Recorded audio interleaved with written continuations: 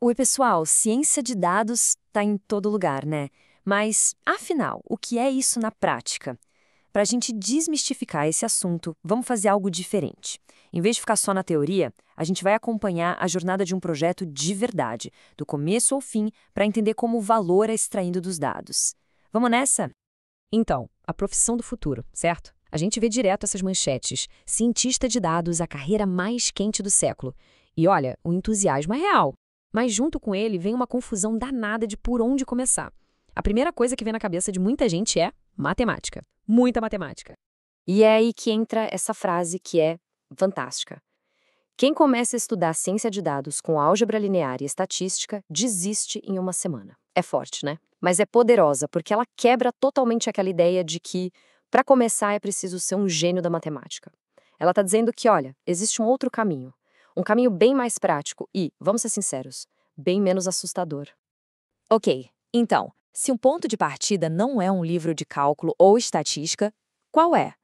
Por onde a gente começa de verdade? A resposta, na verdade, está no final. A gente precisa entender qual é o objetivo de todo esse processo.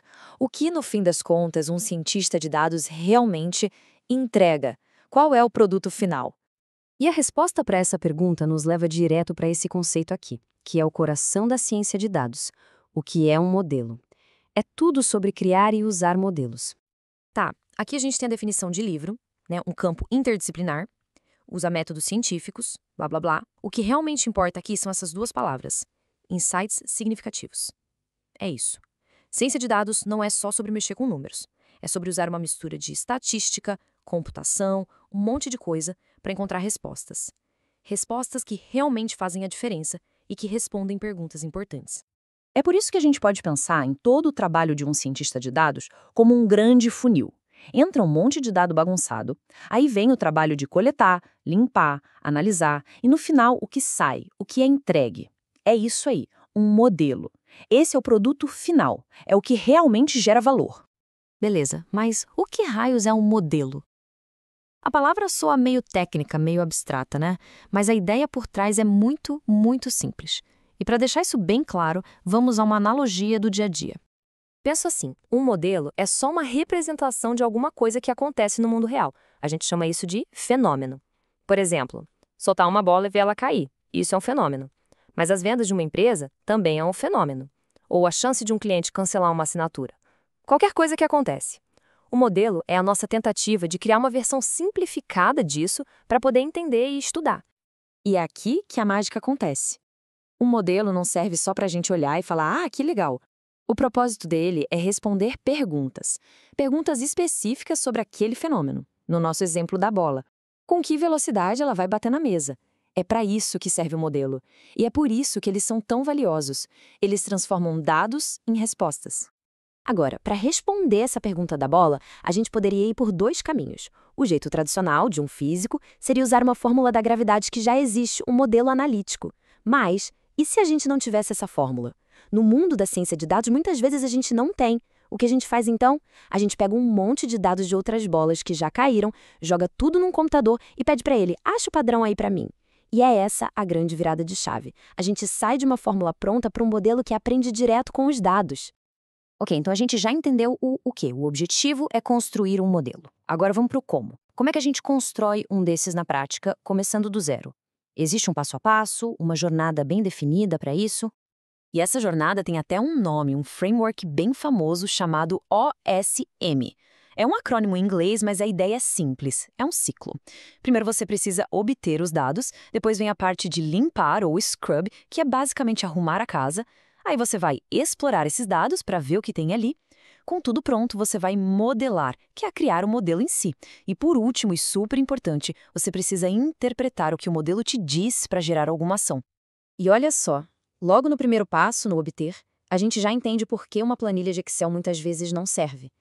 Porque os dados hoje vêm de todos os cantos imagináveis. De bancos de dados da própria empresa, de cliques no site, de redes sociais, de sensores, a quantidade é absurda. Um site grande gera milhões de linhas de dados em pouquíssimo tempo. Por isso que se usam ferramentas mais parrudas, como programação em Python, ou linguagens como SQL para buscar esses dados. Tá, legal. A gente passou por todo aquele trabalho do OSM. E aí, qual é a recompensa? O que a gente ganha com tudo isso? Acontece que os insights que a gente tira dos dados têm diferentes níveis de poder. Pensa nisso como se a gente estivesse subindo uma escada, e a cada degrau a nossa visão fica mais poderosa. E essa é a nossa escada do insight. Ela tem 4 degraus. O primeiro é o descritivo, que responde o que aconteceu. O segundo é o diagnóstico. Por que isso aconteceu? Depois a gente sobe para o preditivo, o que vai acontecer. E lá no topo, o mais poderoso de todos, o prescritivo, o que a gente deve fazer a respeito. Vamos ver isso na prática com um exemplo para ficar bem claro? Imagina um serviço de reserva de voos. No primeiro degrau, o descritivo. A gente só olha os dados e descreve o que aconteceu. A gente roda um relatório e, olha só, tivemos picos de reserva em junho. Ponto. É um fato, uma foto do passado. Agora a gente sobe um degrau e pergunta, tá, mas por quê? Essa é a análise de diagnóstico. A gente começa a cruzar informações e descobre que, esses picos de reserva foram para uma cidade específica, onde estava rolando um grande evento esportivo todo mês de junho. Agora a gente tem o contexto, a causa. Subindo mais um degrau, a gente chega na predição. Ok, se isso aconteceu no passado, o que vai acontecer no futuro? Nosso modelo agora usa esses padrões para prever que, sim, no ano que vem, teremos picos de reserva parecidos para esse mesmo destino. Agora a gente não está mais olhando para trás, a gente está se antecipando ao futuro. E finalmente o topo da escada, a análise prescritiva. Ela não só diz o que vai acontecer, mas recomenda a melhor coisa a se fazer. O que a gente deve fazer a respeito disso? O modelo pode, por exemplo, simular vários cenários e concluir: olha, a melhor estratégia é começar uma campanha de marketing direcionada já em fevereiro para aproveitar ao máximo esse pico que está por vir. Isso é transformar dados em decisão estratégica. Bom, depois de ver toda essa jornada do dado bruto até uma recomendação estratégica, fica aquela pergunta, né? Será que ciência de dados é para mim? A resposta para isso talvez seja um pouco diferente do que a maioria imagina. Dá uma olhada nessa comparação. De um lado, o método científico, aquele que a gente aprende na escola. Do outro, o processo de ciência de dados que a gente acabou de ver. É praticamente a mesma coisa, né? No fundo, ciência de dados é uma aplicação moderna do método científico. É sobre observar, criar uma hipótese, testar, analisar os resultados. É ter um jeito estruturado de fazer perguntas e buscar respostas baseadas em fatos, em evidências. Isso nos leva ao ponto principal. No final das contas, não se trata de ser um gênio da matemática ou de decorar fórmulas. É muito mais sobre ter uma mentalidade curiosa, que gosta de resolver quebra-cabeças, que faz boas perguntas. A matemática, a programação, tudo isso são as ferramentas que a gente usa. Mas o motor de verdade, o que move tudo, é essa vontade de resolver problemas de forma estruturada.